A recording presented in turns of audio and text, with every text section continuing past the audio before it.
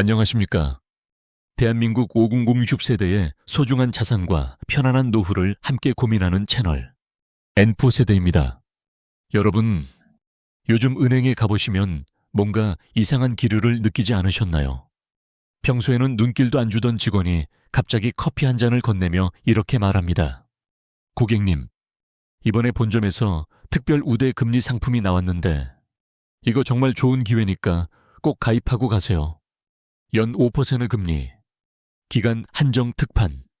솔직히 귀가 솔깃합니다. 요즘 같은 저금리 시대에 5%라니요. 저도 지난주에 직접 겪었던 일입니다. 그런데 여러분, 잠깐만요. 세상에 공짜 점심은 없다는 말, 우리가 뼈저리게 알고 있지 않습니까? 은행은 자선단체가 아닙니다. 철저하게 이익을 쫓는 기업입니다.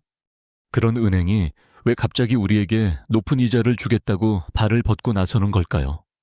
그 친절한 미소 뒤에 숨겨진 진짜 이유를 알게 되신다면 아마 등골이 서늘해지실 겁니다. 한 은행 내부 직원의 제보에 따르면 지금 본사에서는 예금 유치 실적에 그야말로 목숨을 걸고 있다고 합니다.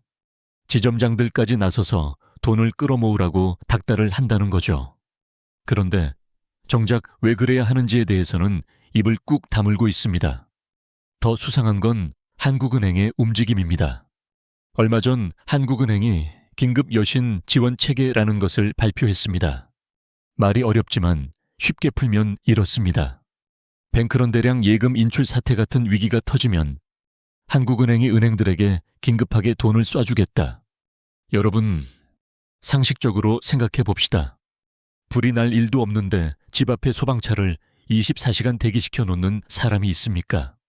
소방차가 왔다는 건 어딘가에서 이미 타는 냄새가 나고 있다는 뜻 아닐까요? 2023년 미국 실리콘밸리 은행은 스마트폰 뱅크런으로 단 이틀 만에 파산했습니다. 남의 나라 이야기 같으신가요? 지금 대한민국은 더 위험한 폭탄을 안고 있습니다. 내년부터 건설사들이 갚아야 할 빚의 만기가 쓰나미처럼 몰려오고 부동산 프로젝트 파이낸싱 PF, 즉 건설대출 부실 규모는 무려 P8조 원에 달합니다. 여기에 환율은 400원을 넘나들고 있습니다. 이 모든 악재가 한꺼번에 터진다면 과연 내 돈은 안전할까요? 오늘 N4 세대에서는 은행들이 절대 말해주지 않는, 하지만 지금 당장 확인해야 할 뱅크런 적신호 3가지 파악을 낱낱이 파헤쳐 드립니다. 특히 은행에 평생 모은 목돈을 맡겨두신 분들, 부동산 투자로 노후를 준비하신 분들이라면 오늘 영상을 끝까지 집중해서 봐주십시오. 여러분의 피땀 어린 자산을 지키는 법, 지금부터 시작합니다. 본격적인 이야기를 시작하기 전에 잠시 시간을 내어 구독과 좋아요 버튼을 한 번씩만 눌러주시면 감사하겠습니다. 이 작은 행동이 제가 영상을 만드는데 큰 힘이 될 뿐만 아니라 이 정보가 꼭 필요한 우리 주변의 또 다른 가정들에게 전달되는데 큰 도움이 됩니다. 자, 먼저 첫 번째 적신호부터 봅시다. 바로 갑작스러운 고금리 예금 상품 출시입니다. 요즘 은행 앱을 켜보면 유독 눈에 띄는 광고들이 있습니다. 특별 우대금리 연 5% 창립기념기간 한정 특판. 얼핏 보면 은행이 우리에게 혜택을 주는 것 같습니다. 하지만 냉정하게 따져봅시다. 은행이 예금 금리를 올린다는 건 경제학적으로 무엇을 의미할까요? 바로 지금 당장 현금이 급하게 필요하다는 뜻입니다. 마치 사막에서 목마른 사람이 평소보다 비싼 값을 치르더라도 물을 사 마시는 것과 똑같습니다. 정상적인 상황이라면 은행은 가능한 한 낮은 금리로 예금을 받으려고 합니다. 줘야 할 이자가 적어야 은행 이익이 많이 남으니까요. 그런데 지금은 마진을 포기하면서까지 돈을 끌어모으고 있습니다. 실제로 인터넷 커뮤니티에는 이런 댓글이 베스트에 올라왔습니다. 갑자기 뜬금없는 금리로 예적금 상품 내놓는 은행 조심하세요. 냄새가 납니다. 무려 233명이 공감을 눌러더군요. 이분이 느낀 그 불안감, 단순한 기우가 아닐 수 있습니다. 역사는 반복됩니다. 2008년 금융위기 때를 떠올려 볼까요? 당시 파산하기 직전이었던 아이슬란드의 한 은행이 파산 6개월 전부터 뭘 했는지 아십니까? 예금 금리를 무려 15%까지 올렸습니다. 마지막 순간까지 전 세계에서 돈을 끌어모으려고 발버둥을 친 겁니다. 그리고 결과는 어땠습니까? 그 은행은 파산했고 높은 이자에 혹해서 돈을 넣은 예금자들은 원금조차 찾지 못해 피눈물을 흘렸습니다.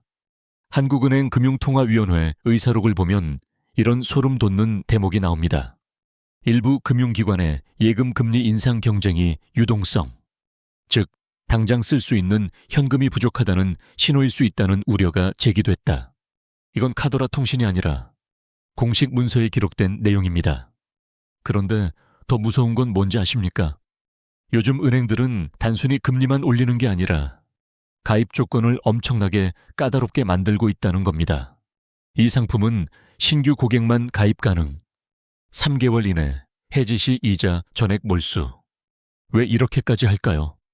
단기적으로 급한 불을 끌 현금만 확보하고 나중에 빠져나가는 돈은 최소화하려는 꼼수입니다. 마치 침몰하는 배에서 구명보트에 탈 사람을 선별하듯이 말이죠. 이게 과연 정상적인 은행의 행동일까요? 자, 그럼 이제 여러분께 묻습니다. 여러분이 거래하는 주거래 은행은 최근 특판 상품을 내놓았습니까? 그 금리가 시중 평균보다 유독 높지는 않았습니까? 만약 그렇다면 왜 하필 지금 그 은행이 그런 선택을 했는지 한 번쯤 심각하게 의심해 볼 필요가 있습니다. 여기서 끝이 아닙니다. 금리만 봐선 안 됩니다.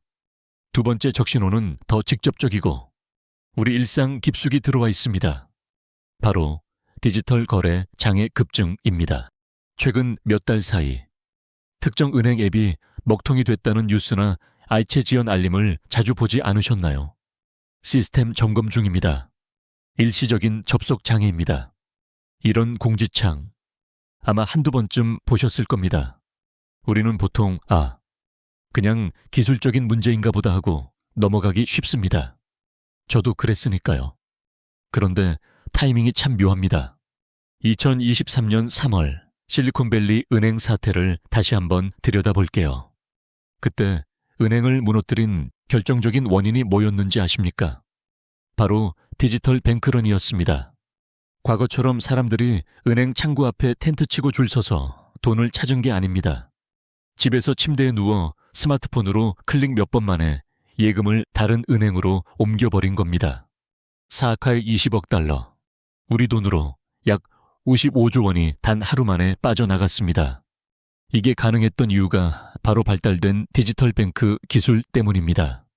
예전엔 은행 가서 번호표 뽑고 서류 쓰고 도장 찍고 하는 동안 직원들이 설득도 하고 시간도 끌 수 있었죠. 지금은 송금 버튼 하나면 끝입니다. 그래서 은행들이 뒤에서 뭘 하고 있을까요? 합리적인 의심이 드는 대목입니다. 의도적으로 디지털 거래를 늦추거나 차단하고 있다는 의혹이 제기되고 있습니다. 실제로 한 금융보안 전문가는 인터뷰에서 이렇게 말했습니다. 대량 출금 시도가 감지되면 자동으로 시스템 속도를 조절하거나 접속 대기 시간을 늘리는 알고리즘이 작동할 수 있다. 쉽게 말해서 너무 많은 사람이 동시에 돈을 빼려고 하면 시스템이 일부러 느려지거나 오류를 일으킨다는 겁니다. 마치 영화관에 불이 났는데 비상구가 너무 좁아서 사람들이 빠져나가지 못하고 갇히는 상황과 똑같습니다. 인터넷 댓글 중에 이런 뼈 있는 얘기도 있었습니다. 금융당국과 은행은 절대로 국민한테 위험하다고 미리 안 알립니다. 자기들 살기 바쁘니까요. 8116명이 좋아요를 불렀죠. 왜 이런 뿌리 깊은 불신이 생겼을까요? 2011년 저축은행 사태 때를 기억해보세요. 파산 발표 전날까지도 은행 임원들은 문제없다, 건실하다고 인터뷰했습니다. 그리고 바로 다음 날 영업정지 처분이 내려졌죠. 은행 문은 닫혔고 예금자들은 멘붕에 빠졌습니다. 물론 예금자 보호제도로 당시 5천만 원까지는 보장받았지만 평생 모은 노후 자금으로 1억, 2억을 넣어둔 분들의 돈은 공중분해됐습니다. 참고로 지금은 2025년 9월부터 보호 한도가 1억 원까지 상향됐다고는 하지만 그 이상의 돈은 여전히 위험합니다. 저도 최근에 직접 겪었습니다. 제 계좌에서 급하게 전세금을 이체하려는데 앱이 30분 동안 먹통이 되더군요. 처음엔 그냥 답답하고 화가 났는데 나중에 생각해보니 소름이 쫙 돋더라고요. 만약 이게 단순 오류가 아니라 진짜 위기 상황의 전조였다면, 내 전 재산이 묶여버렸다면 어떻게 됐을까 하고요. 그리고 한 가지 더 짚고 넘어가야 할 팩트가 있습니다. 최근 은행들이 일제히 일일 IC 한도를 낮추고 있다는 사실 알고 계셨습니까? 겉으로는 보이스피싱 예방과 고객 보호를 위해서라고 포장하지만 실제로는 대량 출금을 물리적으로 차단하기 위한 사전 조치일 수 있습니다. 여러분의 이체 한도는 안녕하십니까? 지금 당장 확인해 보십시오. 그럼 이제 마지막 적신호를 봐야겠죠. 이게 제일 무섭고 가장 거대한 쓰나미입니다. 세 번째 적신호. 부동산 PF 대출 부실과 회사차의 만기벽입니다. 2025년과 2016년 이 두 해에 대한민국 경제에 뭔가 큰일이 벌어질 거라는 소문 들어보셨나요? 바로 회사채 만기벽 매처리티 월입니다. 쉽게 말하면 건설사와 부동산 개발사들이 은행에서 빌린 돈을 갚아야 하는 시기가 이때 집중적으로 몰려 있다는 겁니다. 그 규모가 얼마나 될까요? 부동산 프로젝트 파이낸싱 PF, 그러니까 건설대출 부실 우려 규모만 118조 원입니다. 우리나라 1년 예산이 600조 원 정도인데 그중 거의 3%에 달하는 천문학적인 금액입니다. 이게 한꺼번에 터지면 어떻게 될까요? 부동산 개발사들이 아파트를 못 팔아서 돈을 못 갚습니다. 건설사가 부도납니다. 그러면 그들에게 돈을 빌려준 은행은 어떻게 될까요? 막대한 부실 채권을 떠안게 됩니다. 그리고 은행이 휘청거리면 그 피해는 고스란히 예금자, 바로 우리한테 돌아옵니다. 실제로 이미 조짐은 곳곳에서 나타나고 있습니다. 2024년 말 기준으로 이자 보상 비율이 1 미만인 기업, 즉 열심히 장사해서 번 돈으로 은행 이자조차 못 갚는 좀비 기업이 전체의 24%에 달합니다. 2011년엔 11%였는데 불과 3년 만에 2배 이상 늘었습니다. 10개 회사 중 IT 3개는 이자 낼 돈도 없어서 빚으로 빚을 막고 있다는 뜻입니다. 이게 과연 정상적인 경제일까요? 한국은행이 왜 하필 이 시점에 긴급 여신 지원 체계를 발표했는지 이제 감이 오시나요? 폭탄이 터지기 직전이라는 걸 그들도 알고 있는 겁니다. 미리 방폭복을 입어둔 셈이죠. 그런데 문제는요, 방폭복을 입었다고 해서 폭탄이 안 터지는 건 아니라는 겁니다. 폭발의 충격은 피할 수 없습니다. 댓글 중에 이런 통찰력 있는 얘기도 있었습니다. 이창용 총재 임기가 2016년 4월이면 끝인데 무섭네. 내년이 걱정이다. 결국 폭탄 돌리기 아니냐. 무려 208일 유중명이 공감했습니다. 현 한국은행 총재 임기가 끝나는 시점과 회사차의 만기벽 시기가 절묘하게 겹친다는 거죠. 이게 우연일까요? 금융 전문가들 사이에서는 조심스럽게 이런 얘기가 나옵니다. 2026년 상반기가 고비다. 그때까지 버티지 못하고 터지는 저축은행이나 중소형 증권사가 나올 수 있다. 물론 공개적으로는 절대 이런 말 안 합니다. 하지만 내부적으로는 이미 최악의 시나리오를 짜고 대비하고 있다는 겁니다. 여기서 우리가 놓치면 안 되는 게 하나 더 있습니다. 바로 환율입니다. 지금 달러당 400원을 넘나들고 있죠. 이게 왜 문제냐면 한국 은행들이 해외에서 빌린 달러 부채가 엄청나거든요. 환율이 오르면 갚아야 할 돈이 앉은 자리에서 눈덩이처럼 불어납니다. 예를 들어 볼게요. 은행이 1억 달러를 빌렸다고 쳐봅시다. 환율이 200원일 때는 200억 원만 갚으면 됐습니다. 그런데 환율이 400원이 되면 400억 원을 갚아야 합니다. 가만히 있었는데 빚이 200억 원이나 늘어난 겁니다. 이게 수백억, 수천억 달러 규모로 쌓이면 어떻게 될까요? 은행의 건전성이 급격하게 악화됩니다. 저도 개인적으로 이게 제일 무섭더라고요. 왜냐면 이건 은행이 노력한다고 해결되는 게 아니거든요. 환율은 국제정세, 미국 금리, 한국 경제 상황이 복잡하게 얽혀 있는 문제니까요. 그래서 결론은 뭐냐? 지금 한국 은행들은 삼중고에 시달리고 있습니다. 회사차의 만기병, 높은 환율, 그리고 디지털 시대의 빠른 뱅크런 위험. 이 세 가지가 동시에 터지는 순간 정말 큰일 납니다. 이를 경제용어로는 퍼펙트 스톰이라고 부릅니다. 자, 그럼 이제 가장 중요한 질문입니다. 우리는 어떻게 해야 할까요? 그냥 앉아서 당해야 할까요? 아닙니다. 패닉에 빠지지 마십시오. 지금 당장 은행에 가서 예금 다 뽑아서 장판 밑에 숨길 필요는 없습니다. 오히려 모두가 그렇게 하면 멀쩡한 은행도 망하는 진짜 뱅크런을 촉발할 수 있습니다. 하지만 냉철한 대비는 반드시 해야 합니다. 첫 번째, 예금 분산입니다. 이게 가장 확실한 방패입니다. 한 은행에 절대 1억 원 이상 넣지 마세요. 예금자 보호제도가 2025년 9월부터 1억 원까지로 상향됐다고 말씀드렸죠. 만약 여러분에게 2억 원이 있다면 귀찮더라도 2개 은행에 1억 원씩 나눠서 예치하세요. 5억 원이 있다면 5개 은행에 나누십시오. 이게 자산을 지키는 가장 기본 중의 기본입니다. 두 번째, 은행의 성적표를 확인하세요. 특히 PF 대출 비중이 높은 은행이나 저축은행은 피하는 게 좋습니다. 금융감독원 전자공시 시스템에 가면 은행별 재무정보가 다 나옵니다. 너무 어렵게 느껴지신다면 딱 한 가지만 보세요. BIS 자기자본 비율. 쉽게 말해 은행이 망했을 때 내 돈을 돌려줄 수 있는 체력이 얼마나 되는지 보여주는 지표입니다. 이게 10% 이상이면 일단 안전하다고 봅니다. 만약 8% 밑으로 떨어진 은행이라면 뒤도 돌아보지 말고 돈을 빼시는 게 현명합니다.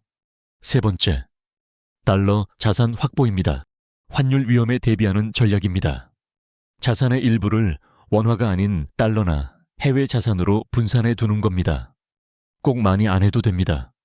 전체 자산의 8에서 20%만이라도 달러로 보유하면 환율이 폭등해서 원화 가치가 떨어질 때 내 자산의 가치를 방어할 수 있습니다. 그리고 가장 중요한 것, 정보에 민감하게 반응하십시오. 은행에서 갑자기 5% 넘는 고금리 특판 상품이 쏟아져 나오거나 특정 은행 앱이 자주 먹통이 되거나 뉴스에서 건설사 부도 소식이 들려오면 그냥 남의 일이겠거니 하고 넘기지 마세요. 그게 바로 내 돈을 위협하는 적신호일 수 있으니까요. 사실 저도 이 영상을 준비하면서 자료를 조사하다 보니 많이 놀랐습니다. 표면적으로는 아무 문제 없는 것처럼 평온해 보이는데 안을 들여다보니 삐걱거리는 소리가 여기저기서 들더군요. 마치 겉은 멀쩡해 보이는 고층 빌딩인데 지하 주차장 기둥에는 금이 가고 물이 새고 있는 것처럼요. 한국은행이 긴급 여신 지원 체계를 만든 건 분명 좋은 일입니다. 최소한 최악의 상황을 대비는 하고 있다는 뜻이니까요. 하지만 그 안전장치가 실제로 위기가 닥쳤을 때 제대로 작동할지, 그 규모가 충분할지는 아무도 장담할 수 없습니다.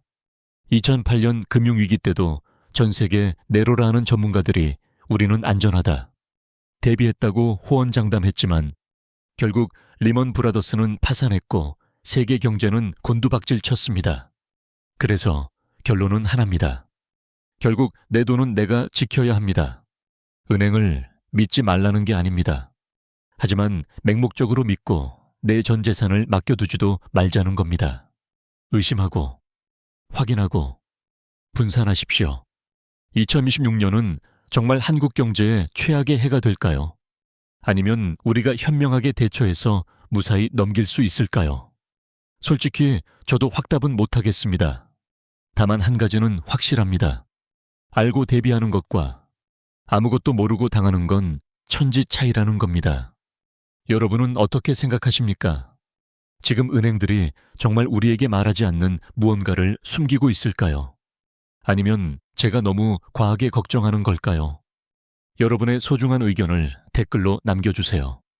여러분의 경험담 하나하나가 다른 구독자분들에게는 큰 정보가 됩니다. 그리고 혹시 주변에 이런 금융위기 신호를 전혀 모르고 계신 분들이 있다면 이 영상을 꼭 공유해 주시기 바랍니다. 함께 알면 위기는 기회가 될 수 있습니다. 마지막으로 한 가지만 더 당부드립니다. 불안해하지 마시고 준비하세요. 그게 우리가 할 수 있는 최선이자 유일한 길입니다. 오늘 영상이 여러분의 자산을 지키는데 조금이라도 도움이 되셨다면 구독과 좋아요, 알림 설정 부탁드립니다. N4세대는 앞으로도 여러분의 편에서 가장 날카롭고 현실적인 경제 이야기를 전해드리겠습니다. 지금까지 N4세대였습니다. 오늘도 현명한 하루 보내십시오. 감사합니다.